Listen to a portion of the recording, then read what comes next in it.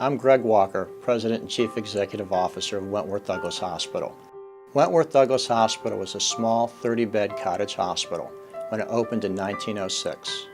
Most of the technologies and medicines we rely on today are yet to be invented. Only a handful of doctors practiced general medicine, including surgery. At that time, nurses trained, worked, and lived at the hospital. Babies were born at home, and the majority of inpatients received care at no charge, thanks to the philanthropy of Dover citizens. Family donations set this hospital on a steady course to meet the demands of our community for the highest possible quality care.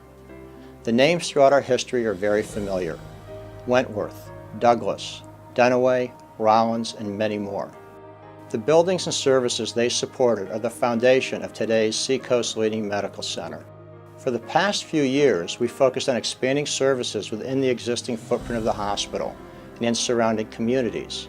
However, increases in the number of births, emergency visits, and inpatient stays, coupled with a prediction of unprecedented growth in the senior population and demand for private rooms, necessitated the major expansion project currently underway. The new 4-story building rising from Central Avenue will increase the number of inpatient rooms to reduce backups in the emergency department and delays in admissions. The Women and Children's Center, the focus of tonight's event, will finally give parents needing special levels of care for their newborns separate rooms within the new Hannaford Special Care Nursery, where they can learn to care and bond with their tiny infants in private. No one is more familiar with the lack of privacy we have in our current nursery than Doug and Kelly Glennon. Their son JD arrived sooner than expected, and he needed some very special care. Here is their story. It was a Saturday, September 25th, 6.5 weeks before our due date, and I woke up first thing in the morning and my water had clearly broken. We arrived at the hospital about 8 in the morning. When they did the ultrasound, they found out that our son was in a breech position, so in essence he was upside down, which meant a C-section. He weighed 5 pounds, 2 ounces when he was born. I held him for the first time, and it was a really special moment. And I remember feeling like it was just the 3 of us in the room for about maybe 2 minutes. And then I think we both realized there's other families all around us staring at us while we're having this special moment. But I remember thinking to myself, boy, this would be extra special, or I think easier on us if we were in a private area, had some privacy.